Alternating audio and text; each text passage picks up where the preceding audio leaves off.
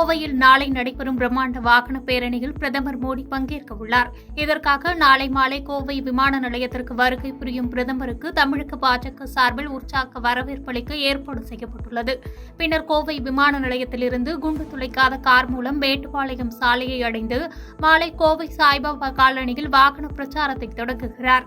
பிரதமர் மோடி பங்கேற்கும் வாகன பேரணியில் சுமார் 1,00,000 பேர் பாஜகவினர் திரட்ட உள்ளனர். இதனையொட்டி கோவை மாநகரம் முழுவதும் காவல் கட்டுப்பாட்டுக்குள் கொண்டுவரப்பட்டுள்ளது. மாநகர் முழுவதும் 5 அடுக்கு பாதுகாப்பு போடப்பட்டு 5,000க்கும் மேற்பட்ட போலீசார் பாதுகாப்பு பணியில் ஈடுபட்டுள்ளனர். இது தவிர பிரதமரின் தனிப்பிரிவு பாதுகாப்பு அதிகாரிகள், மத்திய தொழிலக பாதுகாப்பு படையினரும் பாதுகாப்பு பணியில் ஈடுபட உள்ளனர். வாகன சோதனையும் தீவிரப்படுத்தப்பட்டுள்ளது. தமிழகத்தில் நாடாளுமன்ற தேர்தல் அடுத்த மாதம் ஏப்ரல் 19ஆம் தேதி நடைபெறவுள்ளது. இதற்கான அறிவிப்பு நேற்று மாலை வெளியானதைத் தொடர்ந்து தேர்தல் நடத்தை விதிகள் உடனடியாக அமலுக்கு வந்தன.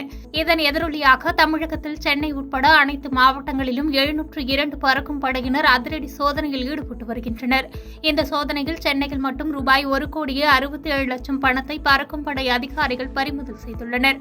இதேபோன்று தமிழகத்தில் நாகப்பட்டினம், நெல்லை, ஈரோடு, பெரம்பலூர், தஞ்சாவூர் உள்ளிட்ட பல்வேறு மாவட்டங்களில் பறக்கும் படையினர் நடத்திய சோதனையில் ரூபாய் 5,83,000 பணத்தை அதிகாரிகள் பறிமுதல் செய்துள்ளனர். தமிழகம் முழுவதும் இதேபோன்று பறக்கும் படை அதிகாரிகளின் வேட்டை தொடர்ச்சியாக நடைபெற்று வருவது பரபரப்பை ஏற்படுத்தியுள்ளது. டெல்லியில் நாளை மறுநாள் காங்கிரஸ் கட்சியின் செயற்குழு கூட்டம் நடைபெறவுள்ளதாக காங்கிரஸ் தலைமை தகவல் அளித்துள்ளது. அக்கட்சியின் தலைவர் மல்லிகார்ஜுன கார்கே தலைமையில் நடைபெறும் செயற்குழு கூட்டத்தில் முன்னாள் தலைவர்கள் சோனியா காந்தி, ராகுல் காந்தி, கட்சியின் பொதுச் செயலாளர் பிரியங்கா காந்தி உள்ளிட்ட முக்கிய நிர்வாகிகள் பங்கேற்க உள்ளனர். குறிப்பாக இந்த செயற்குழு கூட்டத்தில் அரசு பணிகளில் மகளிருக்கு 50% ஒதுக்கீடு, ஏழை பெண்களுக்கு ஆண்டுக்கு ரூபாய் 1,00,000 வழங்குவது உள்ளிட்ட காங்கிரஸ் தேர்தல் அறிக்கைக்கு ஒப்புதல் பெறப்படும் என எதிர்பார்க்கப்படுகிறது. தமிழக வெற்றிக் கழகத்தின் சார்பில் இன்று தமிழகம் முழுவதும் புதிய உறுப்பினர் சேர்க்கை சிறப்பு முகாம் மற்றும் நலத்திட்ட உதவிகள் வழங்கும் விழா நடைபெறுவதாக இருந்தது. இந்நிலையில் தேர்தல் தேதி அறிவிக்கப்பட்டு தேர்தல் நடைமுறைகள் அமலுக்கு வந்ததால் இன்று முதல் தேர்தல் நடைமுறைகள் வாபஸ் பெறும் வரை கட்சியின் புதிய உறுப்பினர் சேர்க்கை மற்றும் ஆலோசனைக் கூட்டங்கள், நலத்திட்ட உதவிகள் வழங்கும் பணிகள் ஒத்திவைக்கப்படுவதாக அறிவிக்கப்பட்டது. இதைத் தொடர்ந்து இன்று நடைபெற இருந்த தமிழக வெற்றிக் கழகத்தின் பணிகள் அனைத்தும் தள்ளி வைக்கப்பட்டது.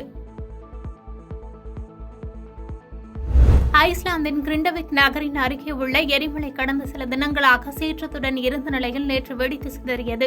எரிமலையில் இருந்து வெளிப்படும் எரிமலை குழம்பு நாலாபுரமும் வழிந்தோடி வருவதால் பரபரப்பு நிலவி வருகிறது. எரிமலையில் இருந்து வெளிப்பட்ட புகை விண்ணை முட்டும் அளவுக்கு பரவியது. கடந்த 3 மாதங்களில் 4வது முறையாக இந்த எரிமலை வெடித்துள்ளது குறிப்பிடத்தக்கது. ரெய்க்ஜென்ஸ் தீபகற்பத்தில் உள்ள 2 மலைகளுக்கு இடையில் சுமார் 3 கிலோமீட்டர் நீளத்திற்கு பூமியில் பிளவு ஏற்பட்டதாக ஐஸ்லாந்தின் வானிலை மையம் ஏற்கனவே அறிவித்தது.